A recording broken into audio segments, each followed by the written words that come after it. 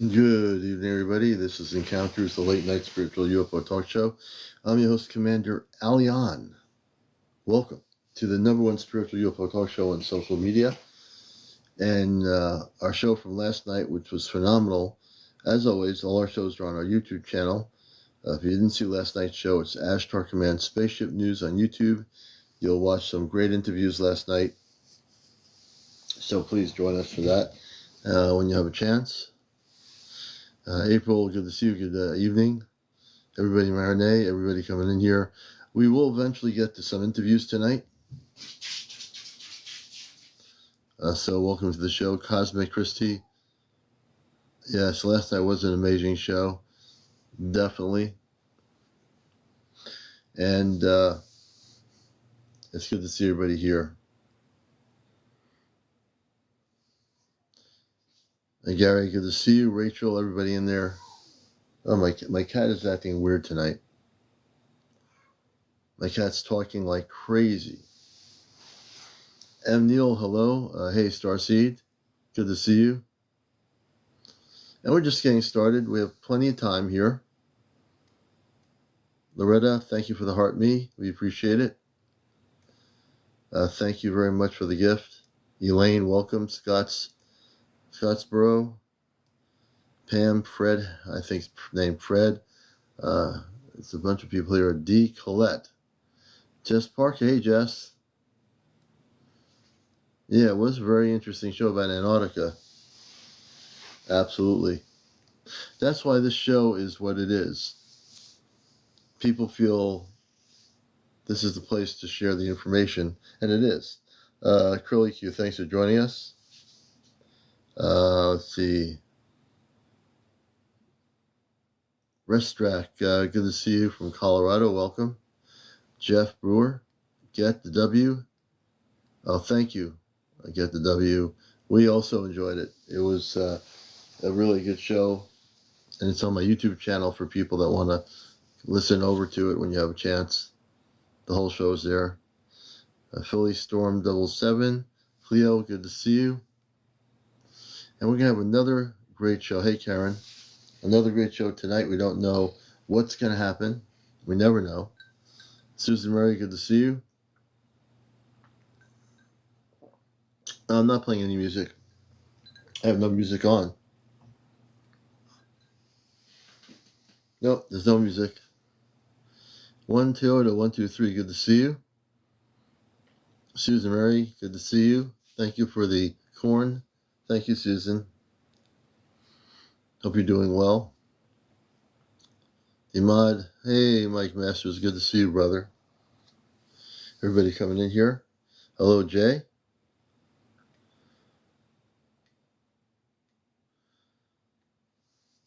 Thank you, Nance Cheek, Telly. Thank you for the hat with the mustache. Tar, Telly. April, thank you for the gift. Thank you very much. April, thank you for the team bracelet. Good to see everybody coming through. And tomorrow is Friday. Can't believe it. Saturday, and I'm going to be going to doing a lot of stuff tomorrow, but Saturday is our big broadcast day on the water.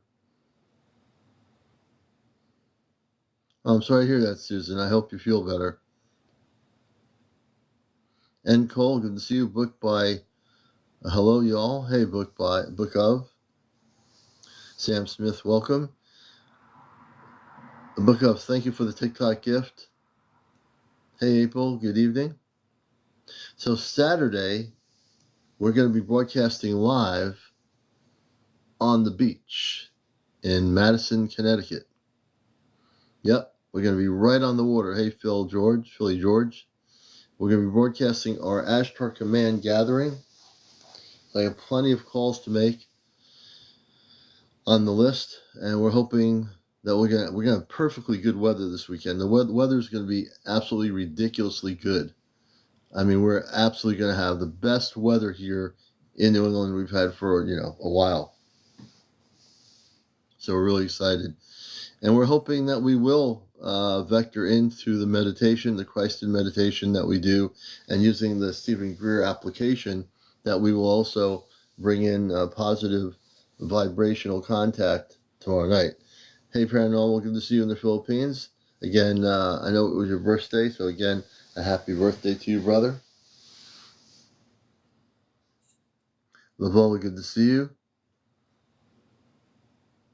And I'm bringing on a very special guest, very famous man. He was on this morning a bit, but see, we have more time tonight because, and we're bringing on Eddie, the wisdom keeper. Good evening, brother. Good to see you. Hey, how was your day? It was good, and I have plenty of time tonight. This is a longer show, so we'll be on here till probably 12:30, 1 o'clock a.m. Oh boy, we're going for the long haul. Yeah, we're going to at least till probably 1, because we came on about 11:15 or 11:18, so we have to catch up a little bit here. So for everybody that doesn't know, this is my friend Eddie, and he's involved for a lot of good stuff with the Star Nation. And for new people here, Eddie, give us a little background about yourself for all our new viewers, and what you're up to and what's happening. Oh, sure. I'd say, what was it? 2017, I joined the Star Knowledge conferences, and I became a sun dancer with the Lakota, kind of on a whim where somebody asked me to do it. So I said, okay, sure.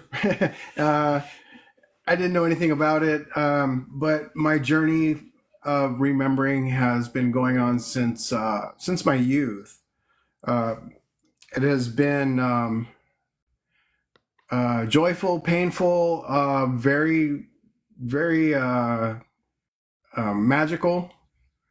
At the same time, it's almost unbelievable, but at the same time, I'm really glad that I stuck with it and I didn't go into just living a normal human existence. Right, that's right. Yeah, because it wouldn't be.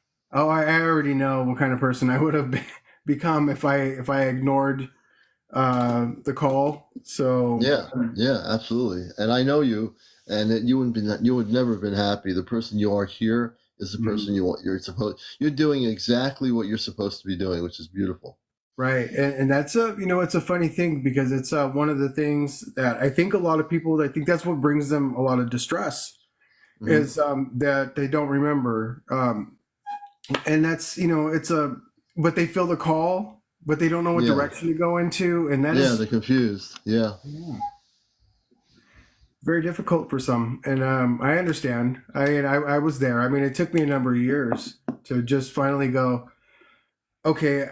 It's that one of my friends, he took martial arts, and he said, when I went from one martial art to another, one of the things I had to realize was that if I went into another martial art, I had to put everything that I knew, I had to put it away and become a fresh student, not come in with, well, I know this and I know this. Right. And that's very difficult, especially with the indoctrination of how we come into this world. And it's so that's the painful part is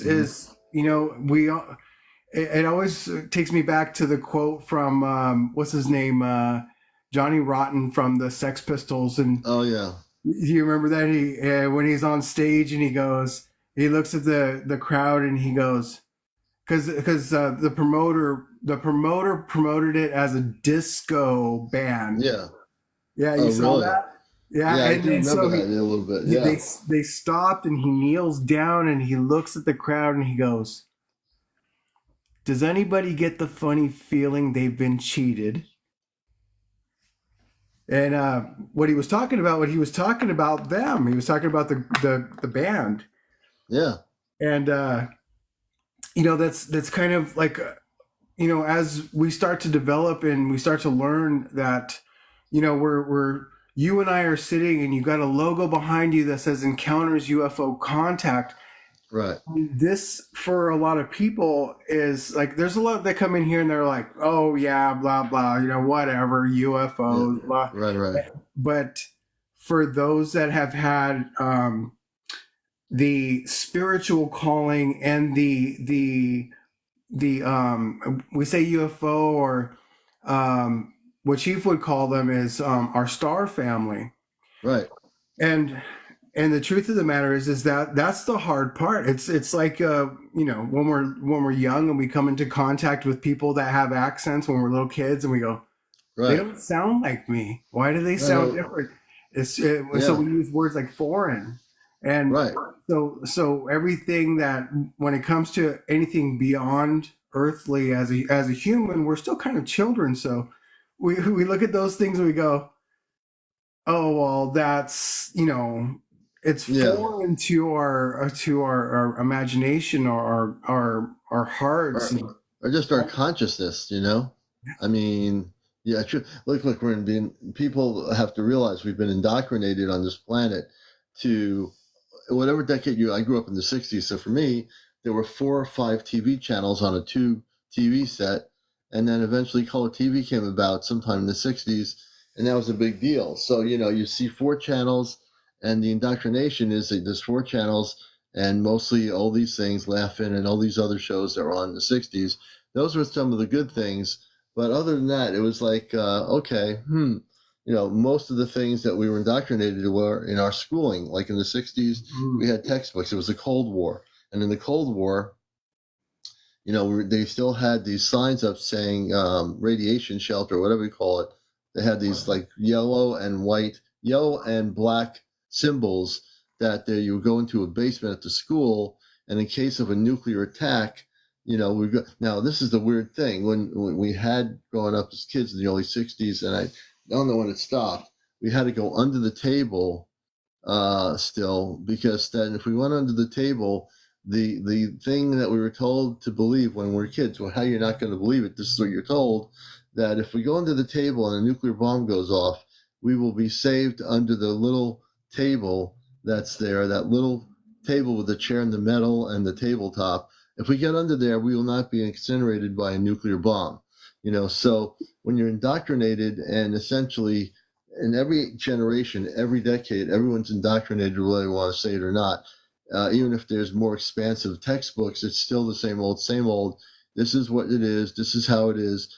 Just like with the TV sets on Earth, we're given dynamics of the way everything's set up is the same thing is all over again. So when I monitor some of the Earth-based news in the morning, just to see how they program and brainwash people, it's the same thing, the same 4 or 5 national or international stories.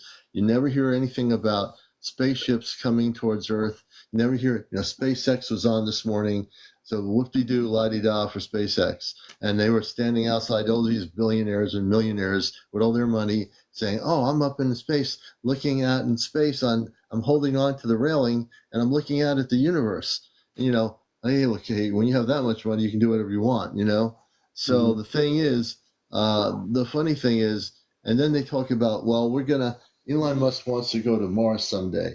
Well, this is the thing they don't understand. And it's just the whole concept of, we have the ability, if we have the money, we can go to any planet, we can colonize any planet we want. We don't care who's living there. It's our planet now.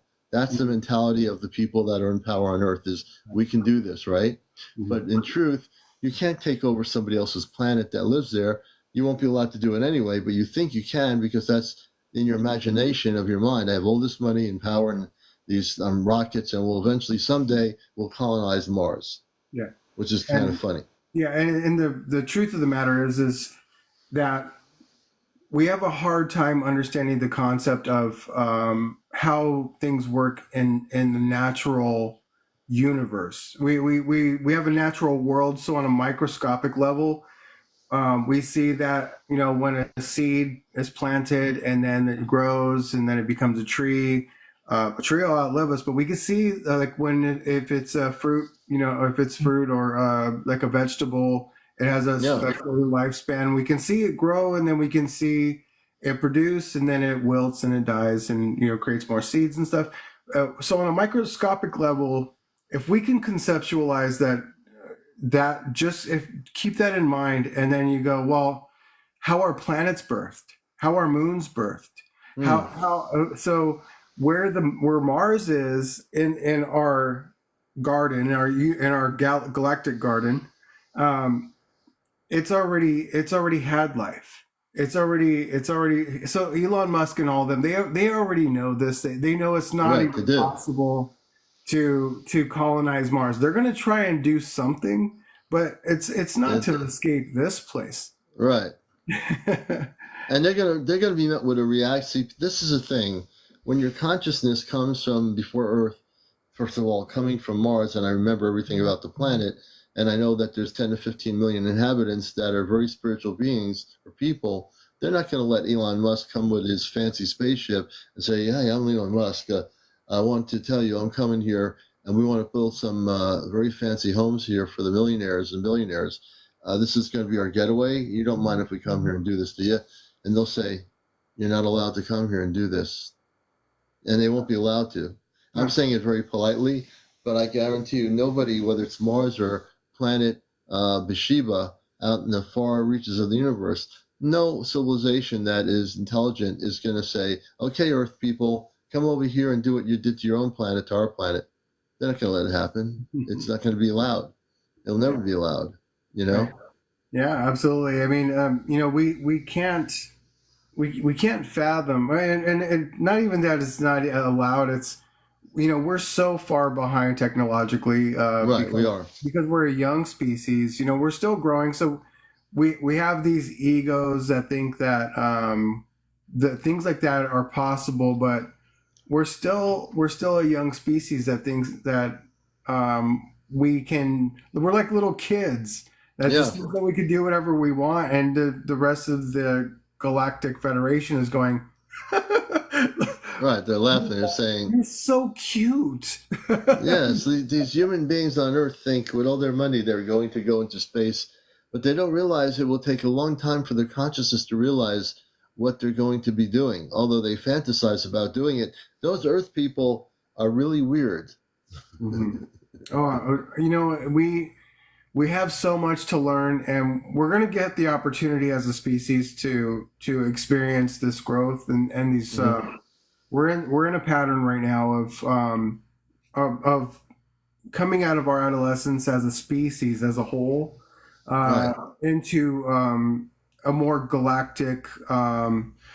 We kind of regressed. It took a long time for us to get to the point where we kind of in the experiment. We built the pyramids. We built all these things. We were able to carve mountains with our minds as a collective species, but we something happened to where we regressed. Yeah, we reversed ourselves. We were, like you're saying, Eddie. We were once the ancient history of our civilization. Our planet's billions of years old. In billions of years, we were at one point elevated in the same frequency as our space brothers and sisters. Something happened, like you said. I don't know exactly what happened, but we just whirlwind down the tube, so to speak. And there was also conflict here too, because there were a negative ET civilizations that came here, not to touch the Earth. They tried to conquer other planetary systems. They went to Earth. There was battles for whatever reason. The positive beings, I don't know if they just left or what happened, but you're right. All these different things. If you see the ancient structures, the writings on the wall, the hieroglyphics of the pyramids, where they look like carvings of spaceships and other things. There's a great, like Atlantis, land of Mu, those things, the remnants of Lemuria in the Pacific. Those civilizations just go and die somewhere. Many of them left, and some of them actually went into the inner Earth. They were advanced and knowledgeable enough to know that there was some certain things happening to the planet, and they knew in advance to do what they had to do, like City of Telos in Mount Shasta, which does exist, or the Garther Network. The Tibetan monks. There are certain Tibetan monks in the Himalayas. There are entrances into the inner Earth, and no one can go there. They are there to guard the entrances, and they do. Yeah. We actually we just got out of, well, what they call the Dark Ages. Was a very dark time for us as a species. We were at our lowest point, as a species, because we lost everything. We lost all of our power. We lost our abilities.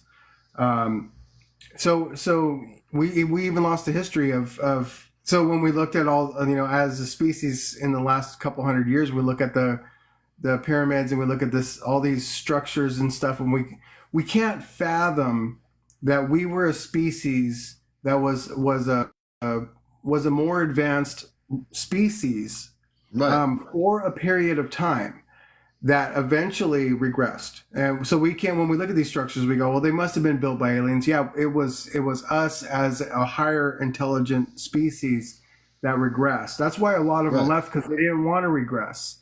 So a very small amount of humanoids stayed behind. Oh, stayed behind, yeah. Yeah, and they regressed. We regressed. We're the remnants of a higher species that we will become again. We're coming out of the galactic cloud.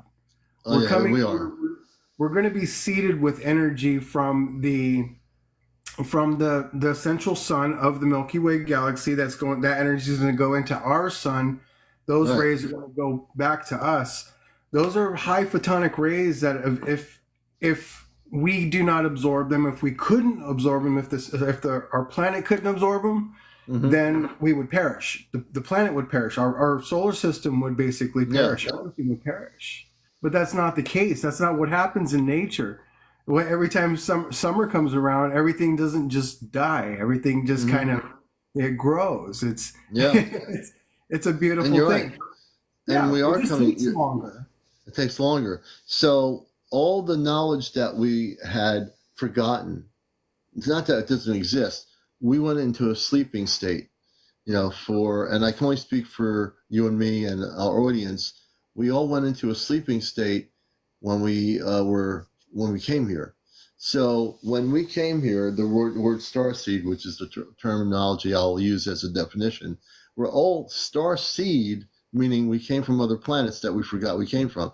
We came here with a great deal of knowledge, and then we forgot what that knowledge was to experience this particular lifetime, whatever that decade is you were born. Everybody out there, everyone was born in different decades. I'm sure some people are 20. There's some people out there that are 55. Some people are 44 Earth years. Whatever it is, doesn't matter what your age is.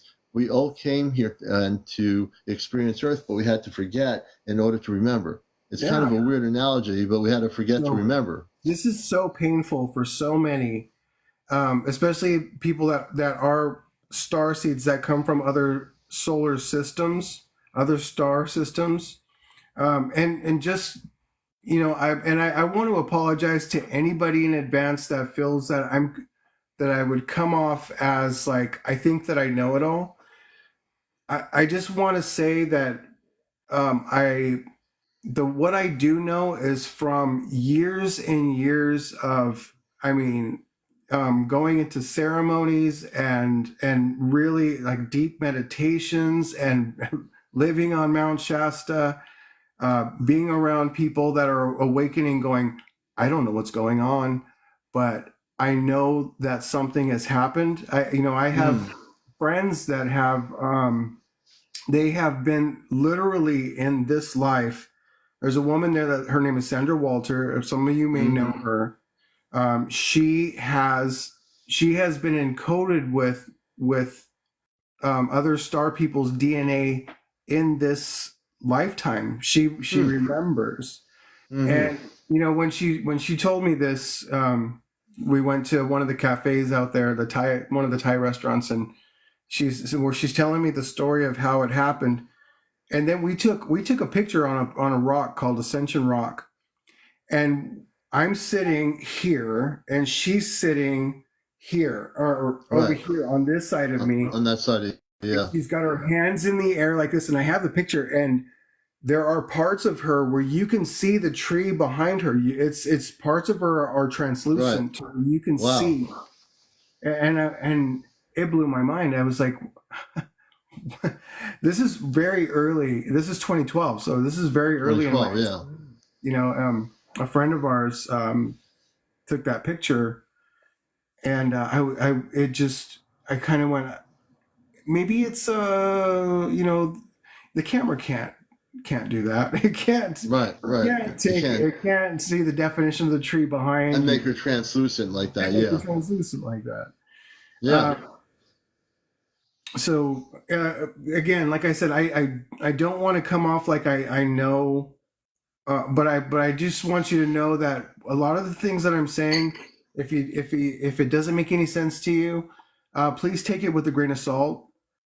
But know that what I say truthfully and from my heart, and it is, I say it confidently.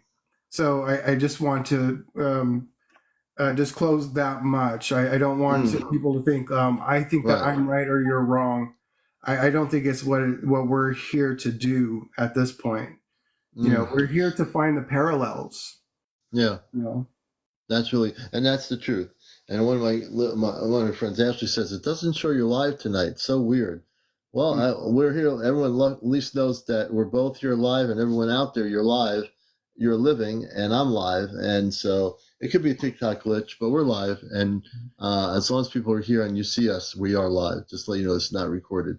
Yeah, so it's so true. It's just like the whole dynamic, everybody, of waking up. It's so important. The first thing I've always done unconditionally is I was more concerned with others than myself. And I'm still that way. I feel more concerned with how other people feel. Not that I don't have my own feelings, I do, but I'm concerned more with the consciousness of humanity than I am with myself, because we care about other people, right? We want to see other people grow. We want to see other people be able to awaken to their full consciousness. And I've always stated, and Eddie knows this, that whether you're just waking up now for the first time to this, or whether you've been awakened for 20 years, it makes no difference. At least what you're doing is your inner spirit of your being guides you to see, for example, the show, and you're guided here because your spirit guides you here. It's not so much your brain. Your brain doesn't guide you anywhere. It's your heart. And I'm not talking about the physical heart, but we're talking about the cosmic spiritual heart, which is within. yes. That's what guides us. That's your center. That's That's your the center. core. That is your center is right here. This is where we live. That the being that's speaking through this 7-layer bio bag lives right here in your core. So this is why they call this your heart is here over here, but this is your heart chakra. This is your spinning wheel of energy is right here. This is our core. Everything works in such a dynamic way that we don't even understand, what a chakra is. That they're in the palms of our hands and their tips of our fingers and the bottoms of our feet, and how, because people are like, well, gravity is because the earth is spinning and it's causing this force, and it's like, well, yeah, kind of, but if you stick a marble on the end of a spinning wheel, it'll fly off. Right. These little centers that are spinning.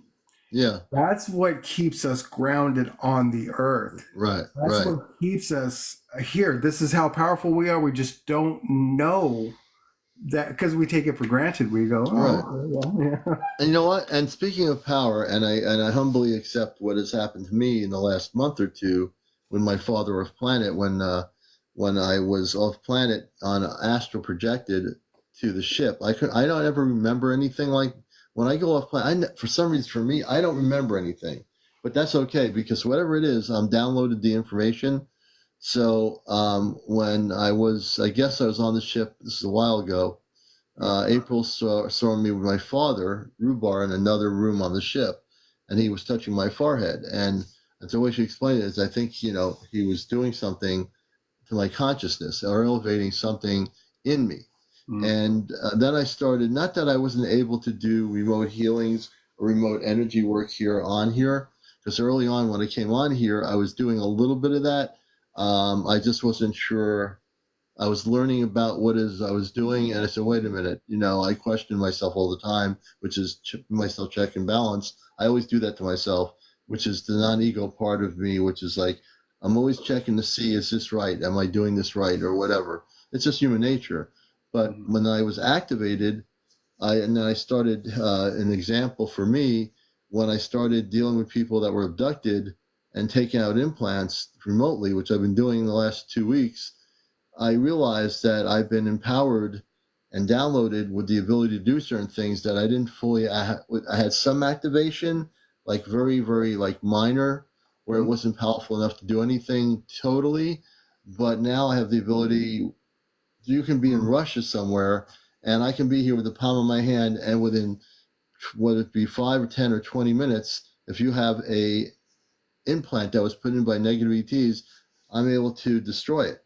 I can't think of other words to use. I'm using language that I understand, so I am able to destroy it. Now, people watch this; they're watching me do this, and they're saying, Commander, that's amazing. You're doing this, and I'm still humble after I do it. I say, oh no, I don't have this big ego. I can do this. I don't look at it that way. I look at it as I'm here to help others, and if I've been given by my space father this ability, I am humbly thankful for what I'm able to do to help a person that way. Not that that's the only thing I do. I've used the energy to help people unblock their consciousness. I've been doing that too, where they want to connect with the star family. And I'm using the same energy for that purpose also. So, what do you do? I mean, you accept the things you learn, and those are the things that all of us innately have the ability to do, but we've forgotten that we have the ability to do it because we've been asleep for so many years. Yeah. The way that my friend Celeste taught me, what she calls that is the permission slip, right? Yeah. And what that is basically is it's really simple. Because this is what they're teaching you. They're going, okay, we're giving you the ability to be able to do this, and as long as you agree to that, that you're being endowed with this power, the power is already there, and each and every human being, it's already there. Right. But nobody believes it. Right. They don't believe it. But when your space father tells you, and this is a being of higher intelligences, as we kind of, feel like they are, and it's kind of true as a human. Their intellect, their capacity of what they know is far broader than a human's. Our capacity is very limited. But that's changing. I have to state that. But when we start to understand that, okay, so I teach Reiki, and so I tell people, this, you're going to start to be able to do this. You're going to do this. I'm actually teaching. I have students in different parts of the world where I teach them how to move water. How to the cloud bursting, how to make clouds disappear, how to make a cloud appear, how to make winds shift. And what I say is the same thing that your father told you. I'm endowing you with this power so you can do this, and I need you to practice this. And so when they practice and they start to do it, and I say it's easy. It's really easy. The power's already within you.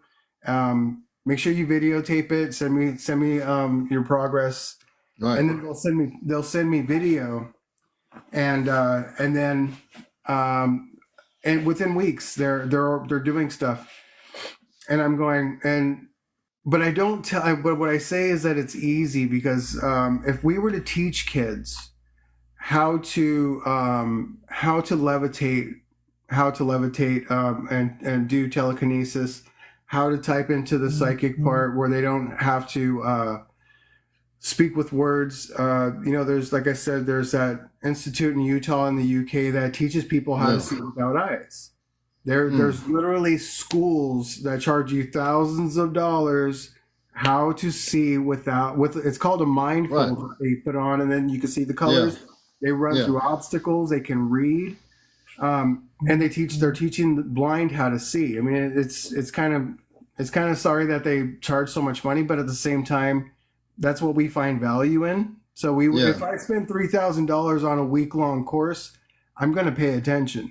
I'm Right. going to If you're going to, suck you it better all pay in. attention, right, Eddie? You gotta, Absolutely. it's really important. Somebody was asking the audience, how do we, I think it's, I saw somebody's kind of, how do we get there? Or, so Tasha, let me bring Tasha up. She has a question for probably both of us, Okay. if I can bring her up. Tasha, if you want to ask a question, come up here to Eddie and me on the show here.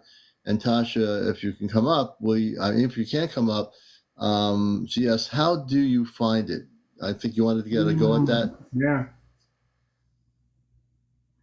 How do you find what, the school, or how do you find that power within? Yeah, that's one of Tasha. What do you mean? How do you find it? Okay, because there you go. That's elevation. That's probably the best answer. It's the simplest one. It's probably the best answer, but at the same time, not a lot of people are there because they'll say breathe. I breathe every day, so right. we have to be well. But that's a great start, is with the breath. The breath is really important, right? Because with the breath, if we close our eyes and breathe, it stops people from thinking constantly in their head what they're doing. Mm-hmm. Just like when I have people breathe in and breathe out their nostril, it always works. Within 4 or 5 breaths, I say, how are you feeling? They say, oh, I feel a lot calmer. I say, okay, now we can begin. Because now what I'm saying is you've allowed yourself to decompress your consciousness or your brain from being so active. Now you're actually focused. Mm-hmm. And now you're like focused, and you're now not thinking about what you're doing. Now you're going to be able to do it because your brain is not telling you what to do anymore. Now your consciousness is now calm and at peace, right? Yes. As soon as you find, because what happens in meditation and fast breathing, microdosing mushrooms, I'm not saying that you should be doing any kind of substances, but I'm saying that anything that will bring you back to your center, the ice baths, but mainly meditation, because meditation is the main thing in the breath work. Because anything that'll bring you back to your core, you could then, when you start to feel yourself, you'll feel your heartbeat, but you'll also feel this slight pulse. It's a wave that you could feel going like this. Right. And I know a lot of you know what I mean. It feels like energy's going like this. Whoop, whoop, whoop, whoop, whoop. That is you. That is your frequency, not just your heartbeat. That is you, as that soul energy that is centered right here. That is you. When you start to understand that that's what's happening, what that fast paced pulse that you feel, that is like a breath. That is energy coming into you, and that is energy coming out of you. Yes, that is unconditional love. But we have to understand these terms that people are using these days, are throwing them around, but they're not giving you the fine details. Love is light. Light is information. So when you feel good, when you feel love, when you get the goosebumps and you feel really good, that's when you start getting those epiphanies. That's when you start feeling your power. And so if you start to understand what is coming through, the downloads, and you're going, I hear you now. I hear you. I feel you. And you're feeling yourself. Right. Yeah, you're feeling yourself. You're feeling the true essence. All the information starts to make sense. All the puzzle pieces start to come together. You, like I said, this is called Encounters UFO Contact. You want to make contact, go to the center, because that's what it takes. Dr. Greer, right? Yeah, Dr. Greer. He goes to the center. Teach, right? Yeah, that's exactly what he teaches. Open yourself up to it, the experience, and people are sitting there like, "Oh my God, I feel it," and then they can see the beings that are here all the time, all around us, all day, every and they're day, here. They're not only all around us. Some of them are walking amongst us, but you're not seeing them because you're not going within and taking that breath and saying, okay, brain, I'm turning off you for about an hour or two. When you allow yourself to be in the pure state of your consciousness, that purity of consciousness, people, will allow you to see the space people. If you're if you allow your brain to think 24 hours a day, well, you're sleeping, but when you're awake, you're still sleeping because your brain is still controlling everything around you. It's letting you see only the things that are in front of you. When you allow yourself to do what Eddie's just saying, which is absolutely true, when you go into the center of your being, which does exist, and people say, what's the center of my being? Well, it's the being within you. So there's the being, the physical manifestation of who you are, but then there's the inner being, which sometimes can be called the higher self. Sometimes you can call it, if you're totally aware of it, your light body within your body. Your light body within your body. And if you understand that perception of reality, that will allow you to explore the fact that there are people from other dimensions that are walking right on Earth. You just don't see them. They're right in front of you. Absolutely. You know, Edie says some breath work makes me feel panicked. I'm going to let you in on a little secret about the panic. When you feel panicked, you're right at the threshold of a breakthrough. So you once you feel that panic, if you can change that panic into excitement and break through, because that's a negative barrier, right? That's that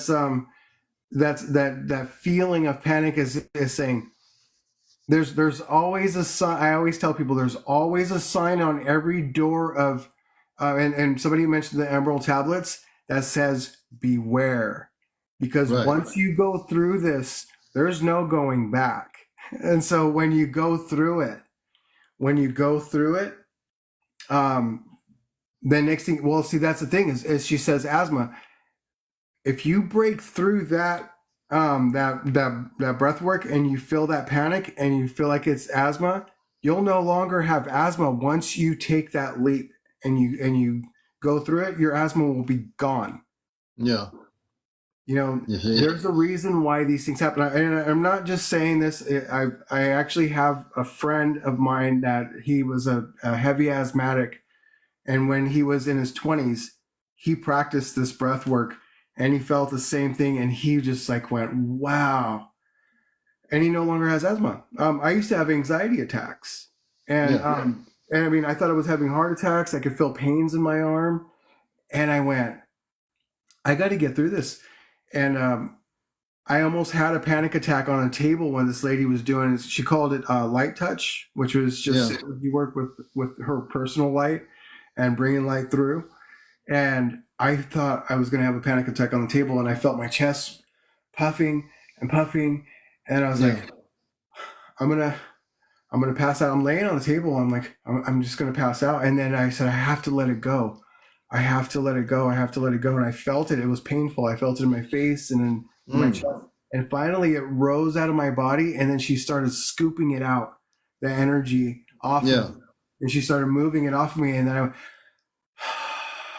you felt like you were liberated.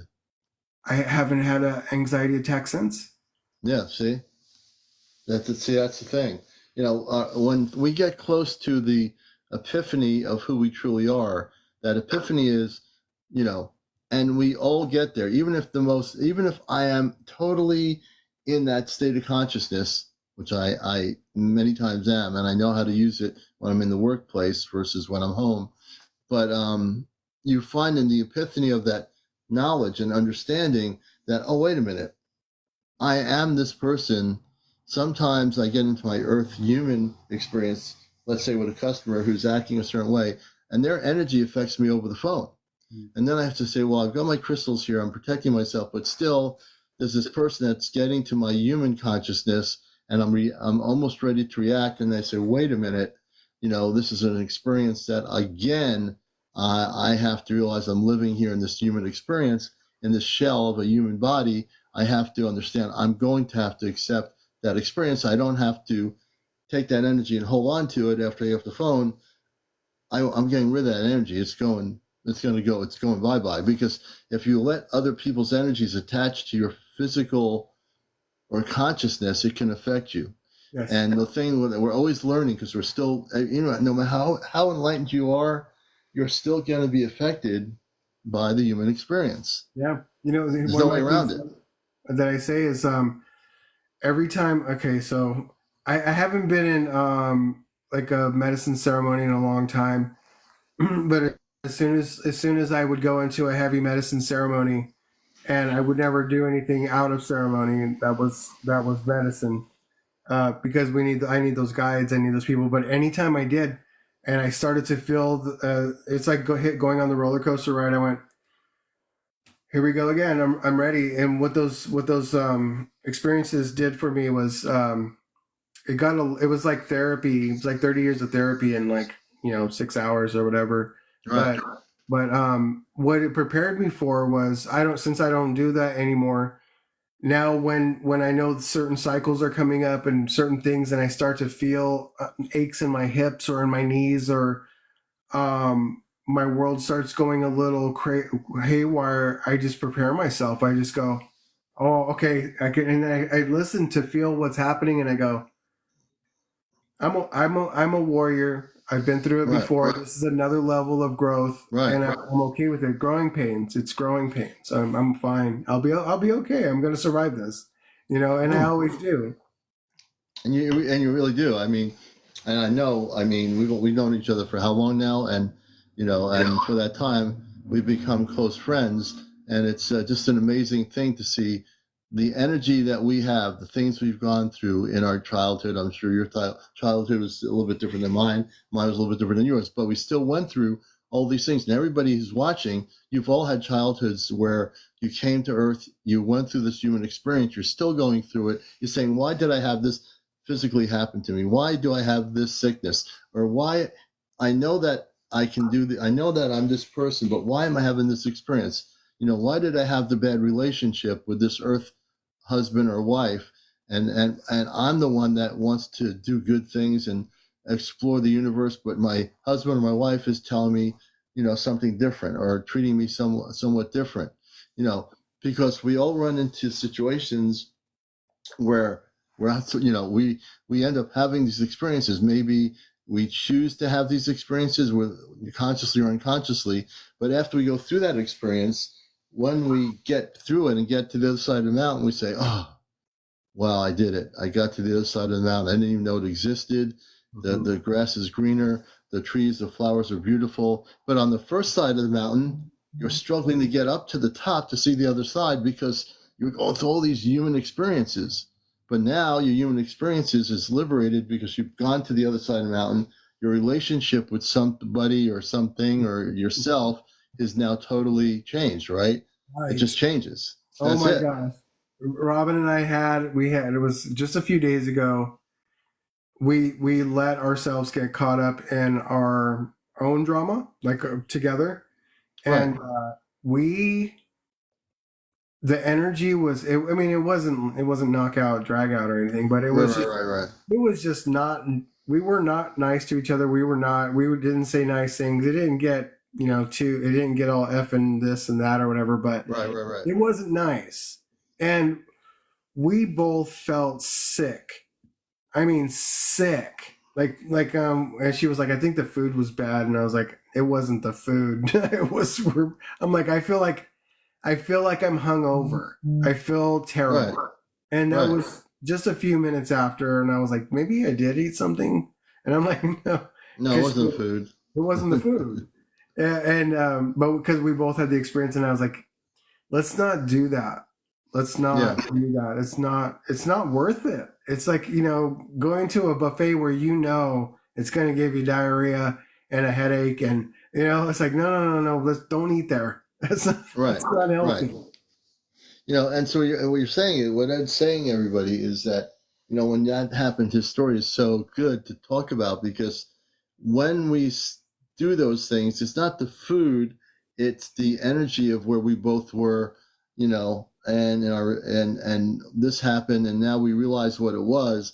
Once you realize what it was, you say, wait a minute, now I know, and and she knows, and we know what it was. You can actually transform that experience into something that's a learning experience, and say, oh, that was interesting. We went through that tonight, or today, or whatever. Oh, well, now you can embrace, you hug each other and say, isn't it amazing that we had that experience? As much as it wasn't fun, but we actually have learned something from it.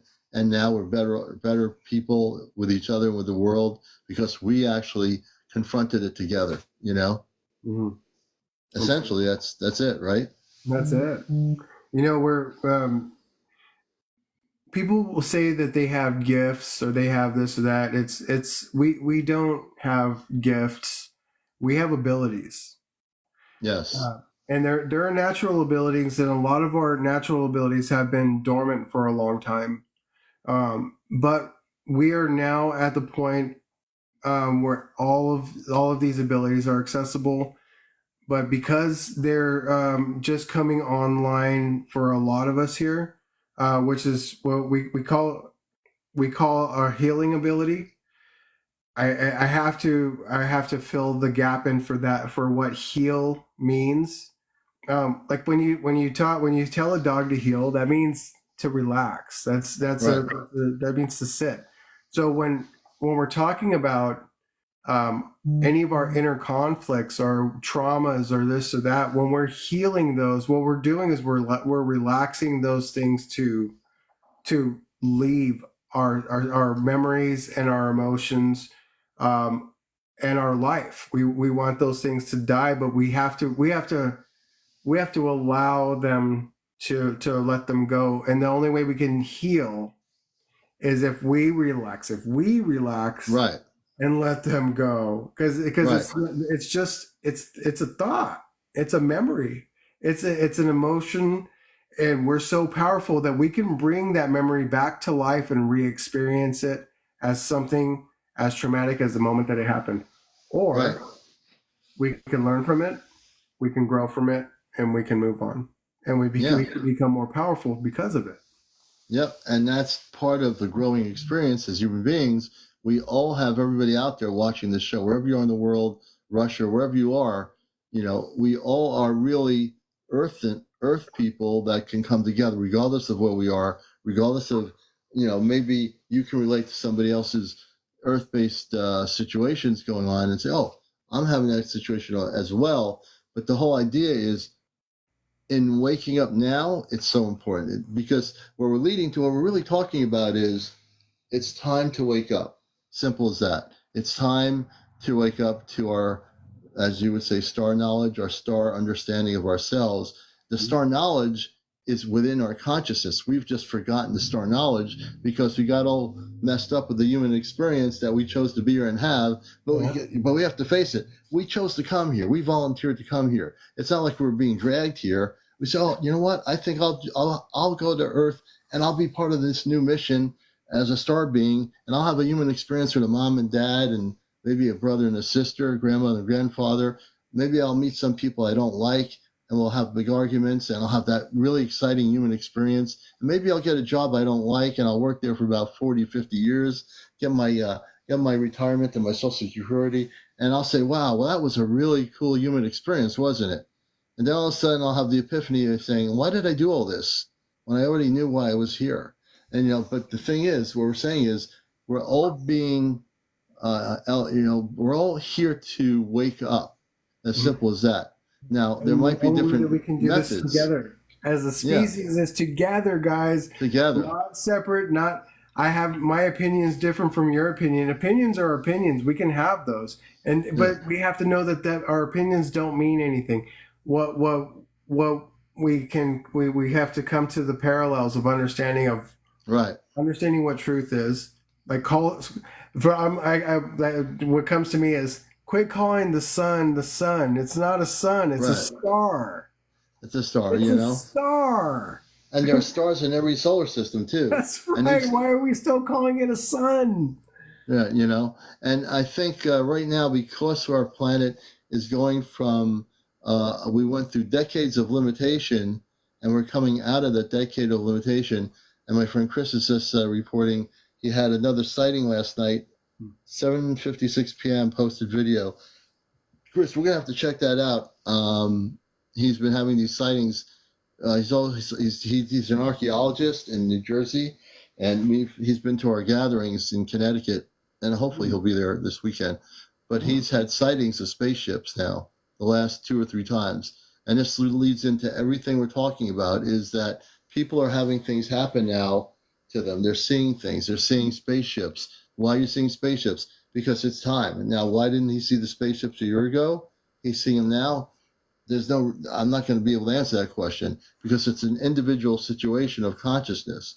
His consciousness, his inner consciousness, and Chris, I'll use you as an example in a positive way, brother, is that it's time. That ship came and he's supposed to see that specific ship, and I totally believe that because that's exactly what happens time and time again.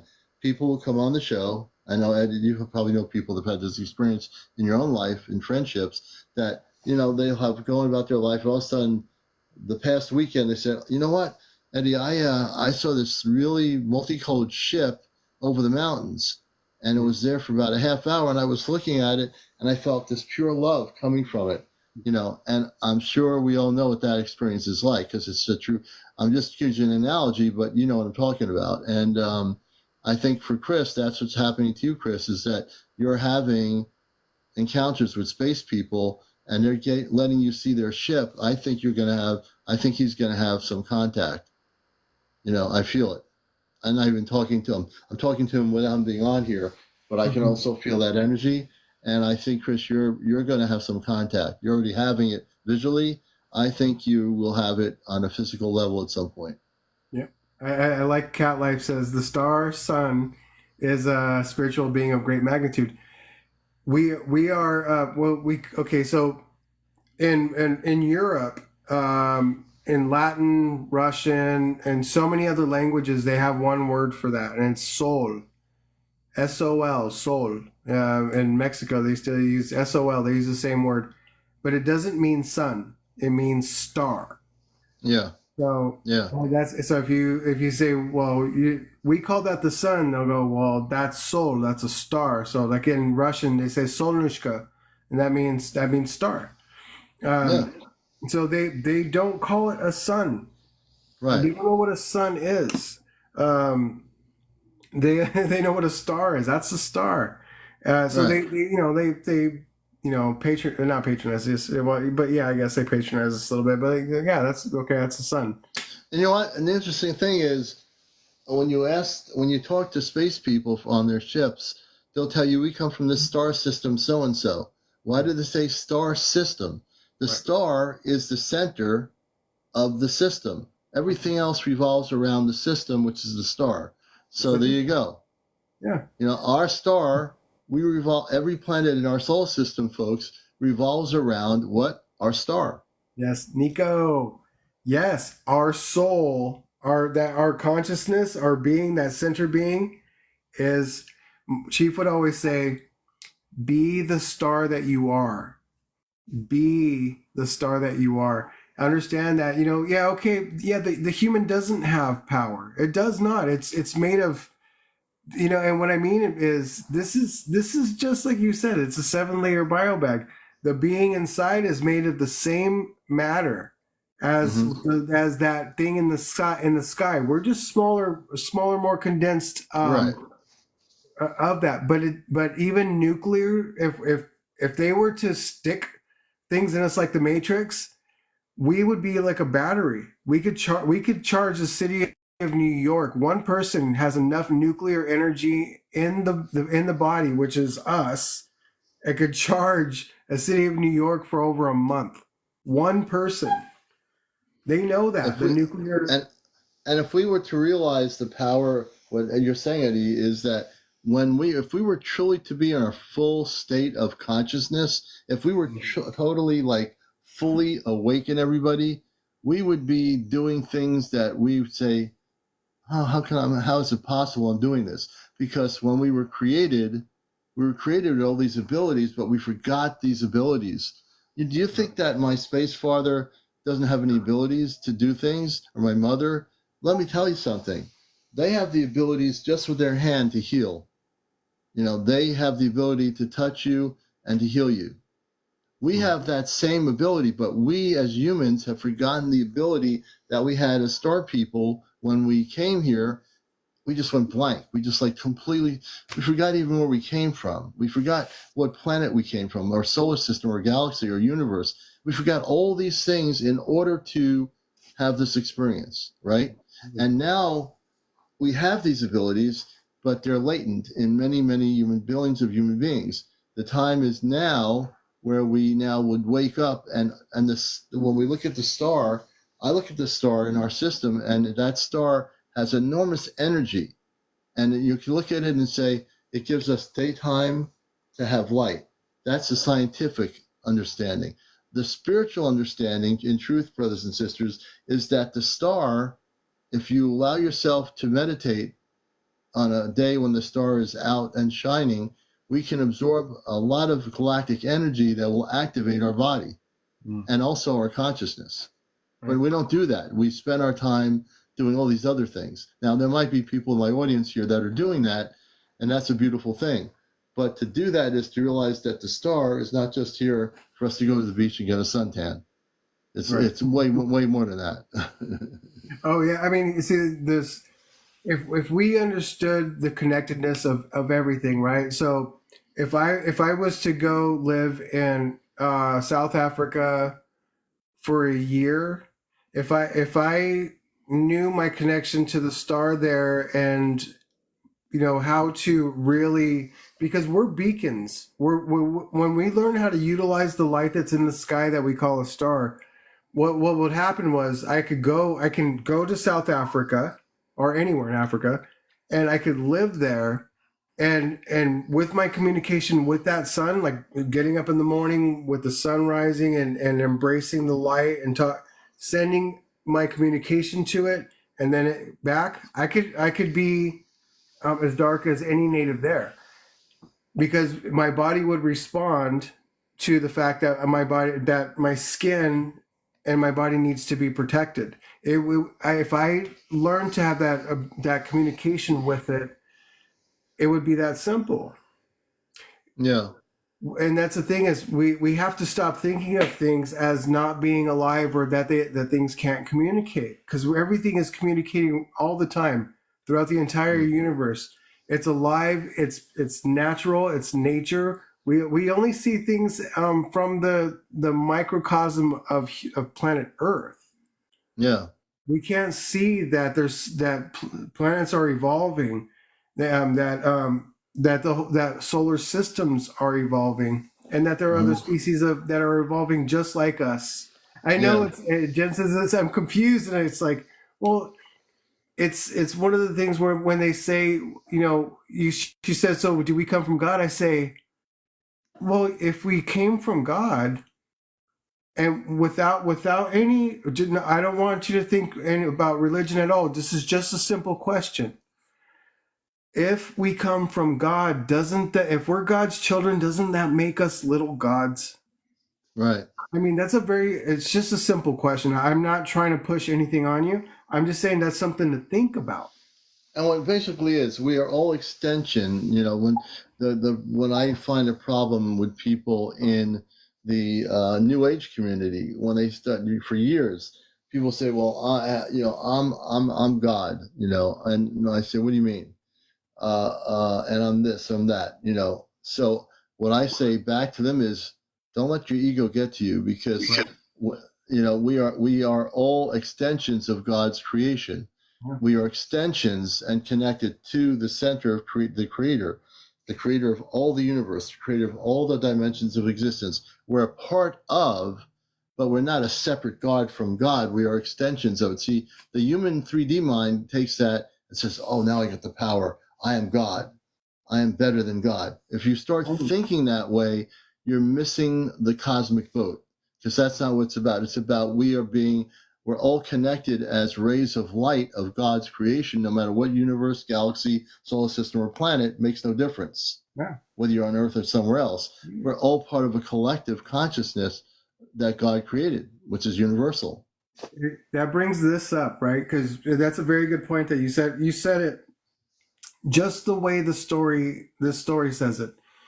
There's a story of a samurai warrior that is walking, and he sees this monk that is just in Zen mode, walking in prayer, and he's got his eyes closed, and he doesn't realize that he's that close to the samurai warrior, and as they're walking, they brush, and the samurai warrior says, what do you think you're doing? And he says, forgive me, sir. And he looks at him, he says, don't you know how powerful I am, the samurai warrior? And he says, don't you know how powerful I am? And he says, I am so powerful. With one swipe of my sword, I could take your life. And the monk goes, and I am so powerful that I would bow my head and let you take it. Mm. See? And as we're speaking, we have somebody, Belladonna Mysterious. She has an implant that the Zetas put in her. And if I bring her up here, if she'll let, I know who she is. She thinks that if she displeases these Zeta beings, that they won't be happy if the implant's taken out. But I know instinctively, I know this person, that if I bring her up here and she lets me do this, I can take that implant out of her body. Should you think? What do you think? Should we bring her up here and see if she wants to come up? That's if she's willing. Let me see what happens here. So Belladonna, I'd like to bring you up, and if you come up here, I'm not too concerned about what the Zeta think or don't think. It doesn't matter what they think at this point, because if you come up here, I will work with you, and within probably 10 minutes, we will take out the implant in your body. I will actually destroy it. I probably can do it right now, but I'd rather do it in a way where you're here with me. I don't think she's going to come up, but I do want to offer that to you. And it's free will. I'm just offering that I'd like to help you, but I can't force you to do this. Yeah, she can do it herself too. She can do it herself. Yeah. She can, she's afraid of doing it. She said that she's afraid of doing it because she doesn't want to displease the Zeta. That's what not emotional like that. They don't have any emotions. They don't get emotional. They don't get mad. They're very strange beings. Most people think that they're like evil, but that's our perception. It's just right. They have an agenda, and they're very highly intelligent. They just have an agenda that they're supposed to stop poking around. And this is like this is the agreement that the Galactic Federation came up with is no more probes, no more surgeries, no more of that stuff. So the implant was like the bottom of the barrel thing, and most people don't like them. They're uncomfortable, and they do things. And she's still not. And she's saying, "I love my space film." Well, she's been programmed by the Zeta to believe that they love her. But what they've done is, I've had her on my show, they implanted her, and the fact is, if we take the implant out, they won't be happy. So you're not here to make the Zeta happy. No one has the right to implant anybody from any particular realm. That's against universal law to begin with. And you can tell them at any time. You can tell them at any time, like, no, I'm done. She's afraid to do that. She's afraid to tell them that, that she's afraid to say no. Yeah. She has a fear of saying no. And I don't think I'll invite her up. I don't know if she's going to come up or not.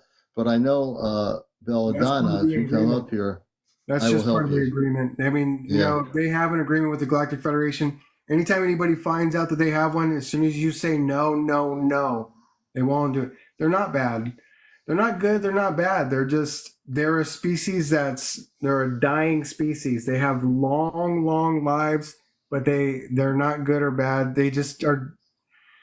They're trying to figure out how to, because they make the clones. They make the shorties, the little gray. Well, they were trying to figure out how to, but they're very desperate. They don't have sexual organs. Yeah, I mean, the people I've dealt with when I've taken out the implants, the Zeta they dealt with were very negative in terms of what they were doing to them. And I've learned a lot. They're aggressive. And, there is free will and free choice. At the same token, the Zeta are actually losing everything because they destroyed their own planetary systems in the Zeta Reticuli system. They have come to Earth and maybe other planets that have human life, and they've tried to take the DNA of the human, integrate it with their dying DNA in order to have hybrid, and they have succeeded in some situations in their system of creating hybrid humans. But the fact is, they've messed up their whole. They were once human like we were, but they became so technically advanced, they lost the emotion, they lost the humanity, and they became and morphed into what they would be the big-headed bodies that they have, because they lost the humanity that they had millions upon millions upon millions of years ago. And now they're trying to use certain humans that are susceptible to be abducted to actually try to recreate their humanity. And it might work to an extent, but they're really basically, they shouldn't be doing it. And there's a certain thing like, we were kids. Yeah. Remember when we were kids, everybody thought the Zetas were Martians. Because the Martians were green with big heads, and they're like, that's how Martians look like. Right. They just called them Martians because they assumed that that's what a Martian would look like. Right. Until we found out that those were the Zetas. Right. So, from an Ashtar Command perspective, I know this for a fact, that they have places on Earth where they're rounding up the Zeta and the reptilians, and they're being given a hearing from the galactic groupings, and they're being asked questions about some of these people. These beings said they were being forced by their leaders of their group to do certain things to humans. I believe that to be probably true. Yeah. Some of them said they didn't want to do it. I'm sure there's plenty of rogues. They're going to be like, we don't care what anybody says. We're going to do what we want, Right. But it's definitely something where they're being rounded up, and they actually are being taken off planet they're in remote areas of the country where there are not people around. The Ashtar Command has bases physically where they're safe bases, but they're rounding up all these Zeta and others hiding in caves or wherever they're hiding, and they're being questioned. And then they're being sent off on a one-way ticket off planet Earth. And this is true. This has been happening since last year. Probably longer than that, but people don't know about this, but I do. It's funny because as you're telling me all this, like I'm recalling stories.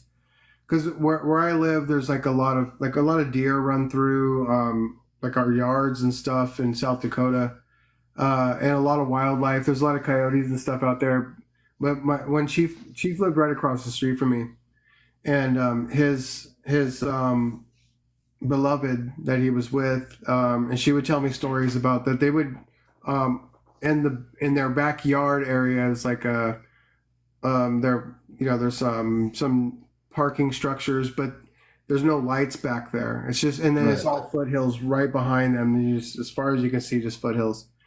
But she was telling me about like that they would sit back there in the dark, complete dark, and just stars, and that they would see the Lakota have the stories about the little peoples, like the Hawaiians. They have the stories. They call them Menehune in Hawaii. I don't know what the natives call them, but she would sit there. They would sit there in the dark, and they would just sit there and laugh and create the good vibe, and then they would start to see the little people. And I'm like, wow, like, is that really all it takes? Like, I mean, just to generate that enough energy to be able to see. I still haven't sent you the pictures of the fairies that I filmed.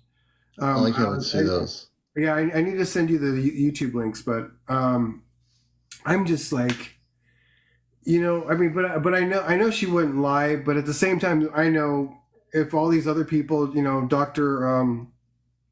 What's his name? Robert. I can't remember his name. You got me. Yeah. Well, yeah. He's Dr. Robert Cushman. Robert Cushman he's a PhD. He's done historical digs. There's even people that do all this other stuff and he stayed with me for one of the Star Knowledge conferences, and he was telling me stories about seeing little people come out of the sweat lodge. And I told you that story before. Seen him going in. Yeah, I remember that. Out. Yeah. And me, I'm sitting with him and being able to see all the things happening in the sky, and I'm going, He's right. It took me a while. I mean, there's so much in me that just wanted to go. Um, I don't, I don't know. Like, I mean, literally, I wanted to like just discard it as like, Right. being. This can't be true. And then finally, I was like, I have to accept it. I have to accept that everything that I've experienced.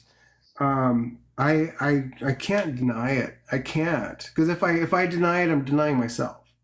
I'm denying Mm. myself the opportunity to have an experience with my star family, and I really want to have more than just I've had one face to face. I want to go on a ship.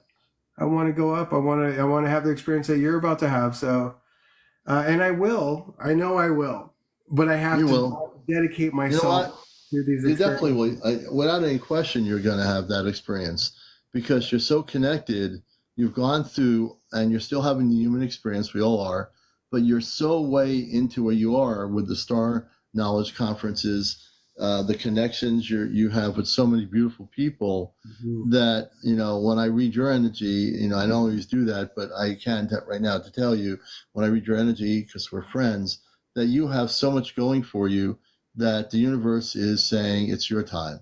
You've won through all your struggles. Not that we're not having these little struggles in Earth experiences, we do, but it's not overshadowing who we are. So your experiences, when I see you, I see this person now that is doing all these things that are going to help the planet on such a major way that you're like a major player in what you're doing with these conferences. It's bringing hundreds of people together to hear other people who are here to help the planet and to share their experiences. And if every one of those people, let's say you have 300 people in a big auditorium at a hotel, whatever it is, they're coming there because their inner spirit guided them to be there. And they're there to learn from as many people as they can because they're like sponges. They want to get it all taken in, like Yeah. it's a sponge. So you're like giving the opportunity for all these people to come together wherever they are and experience being sponges of positive consciousness. And that consciousness could be a man or a woman who has a very definitive thing. It could be somebody writing a book who wrote a book about crop circles and their connections to the stars. It could be another person that comes from an indigenous tribe that's bringing ancient knowledge of the star people. It could be a number of different things, but you're able to take all those things and you put the puzzle together, whether you realize it or not. You are that person. You have no ego. Everything you do in your energy is about unconditionally helping others, and you're doing it in your mission work as a person on Earth. This is what your mission is right now, is to do this. You came Mm. from another planet. You came here, and all your struggles. Now look where you are now. Look what you're doing now, and Yeah. it's very important. It's so funny. It's so because on the grander scale of because I do have memory of not having a physical body.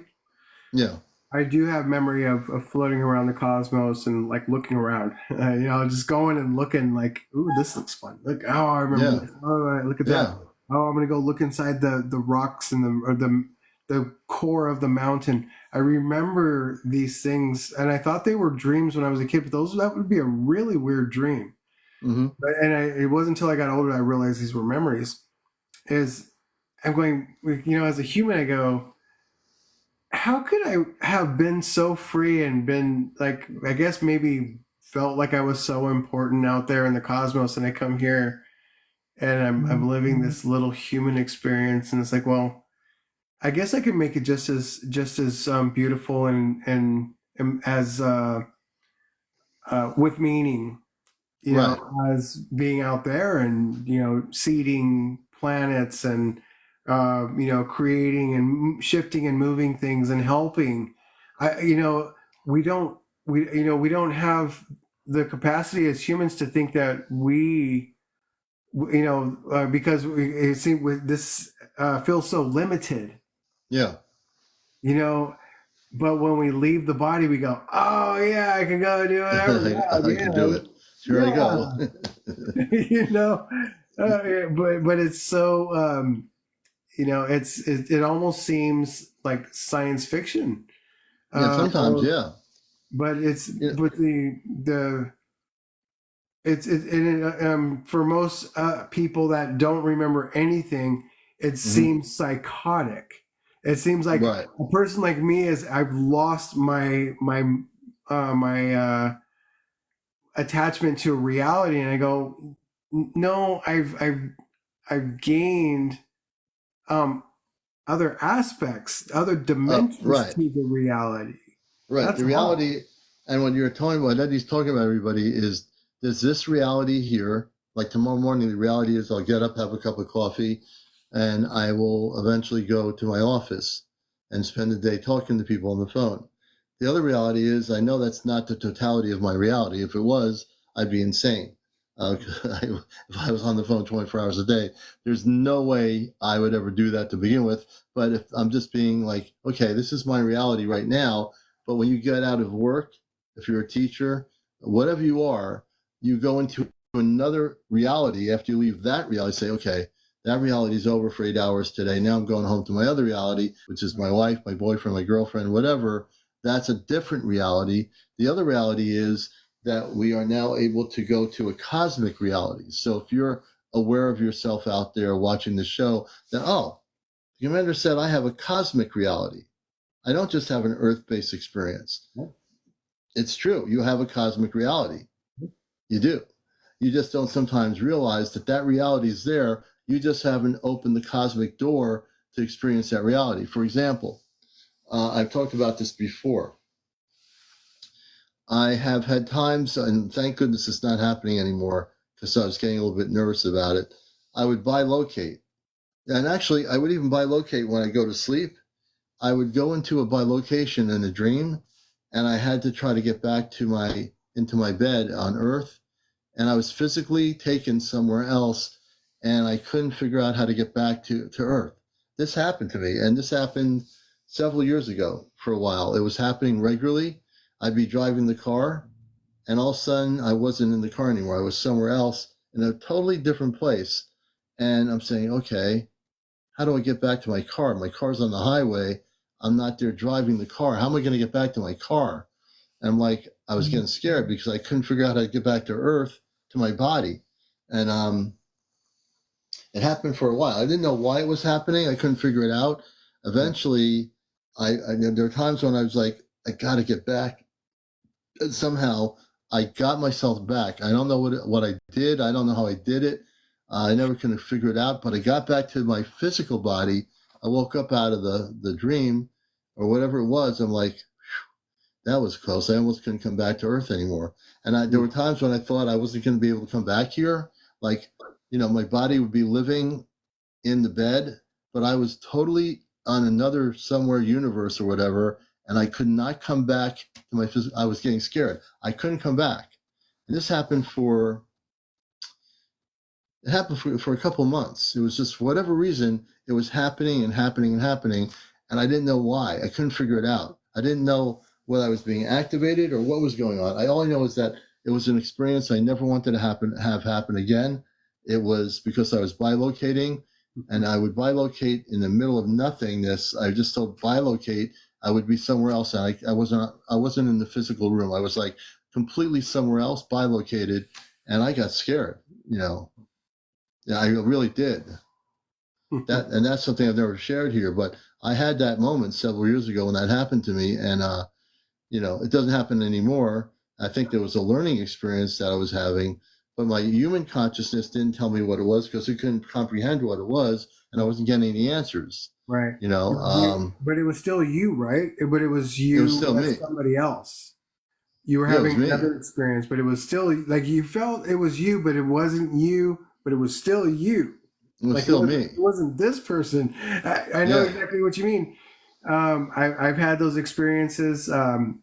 And here's the thing: is our comprehension of how things work. Like we know how time works on this planet because we got to dial down to like on a clock and everything. Like we got these numbers down, right? So the clock, Yeah. of course, would function differently on Mars. It would function. It would. They say, well, they have the Mars has what does they say? 40 hour days or something like that. Yeah. I mean, it takes a whole rotation, 40 hours just for it to rotate in the sun. So you have 40-hour nights too, right? I mean, it doesn't matter what part of Mars you're on. Yeah. We couldn't comprehend how, if are we going to age faster? Does that mean we're going to age faster or we're going to age slower there? We don't understand how time works there. We think that we do, but the reality is we'll know when we get there. So we only, the people that we went to school, we learned all the stuff about this planet. That's the matrix of what we've been taught. So somebody being and somebody being rude, it's not that they're being rude, it's that they're locked into what they think that they know. They think that they know, and they want to come in here left. It's okay if they think if it's just, hey, this is just for entertainment value for some people. Maybe they shouldn't be rude, but hey. I don't know. I'm trying to figure out what the comment is. And I try to keep things in a beautiful energy here. So, when they start to stir no. I don't know where they are. I can't see their comment. No flaming dogs of poop here, please. Right. If I see the comment, I will actually mute them. I don't see her, so I can't do anything without seeing her. If I do see her, the commander will take light action.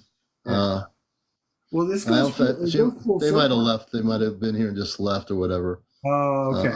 Okay. Hetty muted her, one of my moderators. Okay, Hetty, thank you. But that goes full circle to what we were saying at the very beginning about, like, some people some people they have no experience. They have just the Matrix experience, and I don't have compassion or not have compassion for those people. I just know that there are people that are locked into that Matrix experience because that's just where they're at. I understand. I get it. I'm not mad. I'm not mad. And the thing is, they're muted. They can probably still watch us. Maybe they'll get something out of it. Maybe they'll learn that next time, if they do come here, they will act a little bit differently than they're acting. I've dealt with it all, and in my life, and when we have situations where people are affected by what is said, it could eventually, if it's probably affecting their threat, they feel threatened in their 3D consciousness by the information, and the 3D saying, "I'm going to lash out at it and think it's a joke." Yeah. So that's just the human condition, because everyone is conditioned.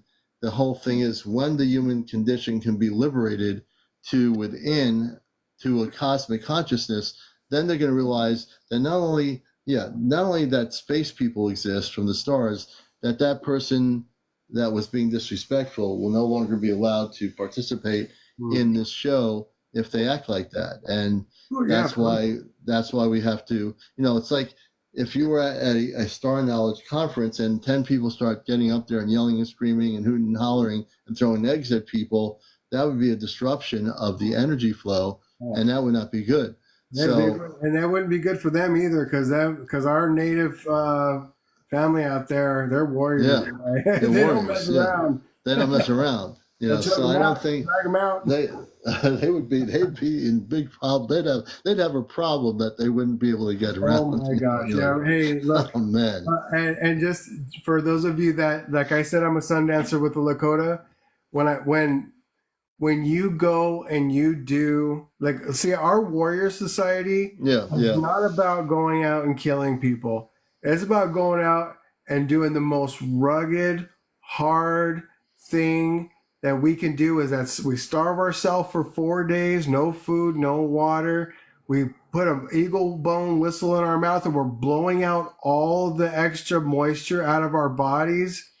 And we're dancing and we're praying for everyone on the planet while we're dancing all day in the hottest days of the year. And at the end of all that, then we pierce ourselves to the tree. Oh my gosh, man.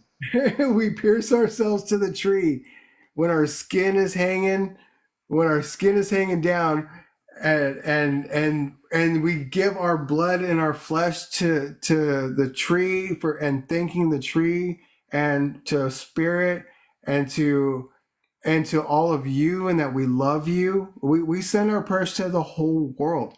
The whole world. We're not praying just for our families. We're praying for you. We're praying for change. We're praying for the best for everyone. Yeah, you know, You know? and we're getting close to 1 o'clock in the morning. I wish that it was like earlier.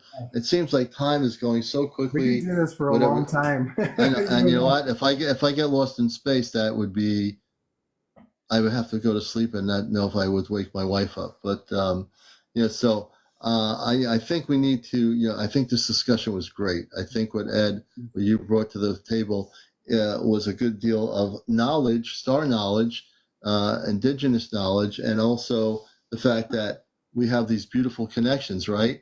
And that we can talk about these issues, because before we have contact with our space family, sometimes on this show, talking about these issues is actually important because it allows us to know what is going on. It allows us to know what is happening. And I think our friend April, before we do anything else, if April's here, we're going to bring her on here. I want you to say hello to April. Let's see, is she here? Yeah. She actually here? Yeah, okay, we're going to bring April on here. So she's my sister up in Vermont, and she, I know she. Hey, April, how you doing? I'm doing good. Good. Say hello to Eddie of the Star Nation. Hi, Eddie. How you doing? I'm doing well. Good. Doing You well. know? Yes, you are, of course. Oh yeah, she is. She's And navigating these waters. She's done all the rough road she's been through already. She's been through it all. You know, she's a tough space person on Earth. Mm-hmm. Hey, April, what's happening? What's going on these days? We got some big news, but I think I'm going to save it for you for tomorrow night. Oh, you're not going to be here. You're going to be... Let's talk about it tonight, because tomorrow night we're going to be on the beach. Oh, that's right. I forgot. It's okay. Yeah, we can talk about it tonight. We can definitely talk about it. Absolutely. Okay. So give me a second here. Let me get set up for this one. It's going to blow your mind. This is great. And Ed, you're here to hear it too, which is really important. I was out yesterday. I was out and I went to a really sacred spot here in Vermont. Nobody really knows. There's very few people in the area that know of this spot. There's a farmer that has this little plot of land, and this spot is so special that even this farmer recognized this, and he plowed everywhere, acres and acres of land for his fields, and left this one specific little plot of land because there's so much energy in this land. It's just a little small patch of land, but underneath the ground is quartz crystal and all these other precious stones that just natural to the area, but there's like a ton of it in this area. And you can feel the energy before your feet even hit the earth. I happened to stumble across this, and this guy ended up making this small little park area where families can go and enjoy it. But it's a really small space, but every tree there is in a circle. Every single set of trees there are all in a circle. So yesterday I go there and I'm up, you know what I've been going through here on the planet. Oh yeah. Oh, believe me, I do. To release some of that energy. So I go to this space. It was the closest space next to the hospital, and I'm thinking this is a perfect spot to let this energy go. So I go there, I'm doing my meditation, but before I do this, I get on the land, and I was immediately drawn to this circle of trees. I get there, there's a circle of mushrooms inside a circle of trees, right? Oh wow. So I'm like, and everybody has these myths and legends and whatever about the fairies and mushroom circles. They're really energizing circles if you know what you're doing. So anyways, that's a perfect place for me to release energy to, and get it out and, just talk to Mother Earth and let her know what I'm going through. So I go and I sit in this space and I'm meditating and then I just start talking. The tree, it was like, I don't know, it was late, about just a little before dinner time. The sun was not overhead, it was, you know, over to the side and, you know, getting ready to start going down. And so, but the trees kind of split apart and this beam of light comes through and hits me like right over my whole body, right? Yeah. I'm sitting there and this happens and it hit me with such force. It kind of, and I'm on my rear end sitting on the ground on the earth, you know, and it kind of pushed me back. So I'm kind of like, I leaned back. I had to put my hand behind me to stabilize myself so I didn't completely fall back when this energy, like, Wow. okay, and then I start hearing voices, right? I start hearing all these voices and I'm, what is going on? Like, you know, I knew kind of what was happening, but I've never experienced it before, And I'm hearing like repeated things. And it's saying that it was basically repeating, it says, you are special. You are, it was saying you are special. You are chosen.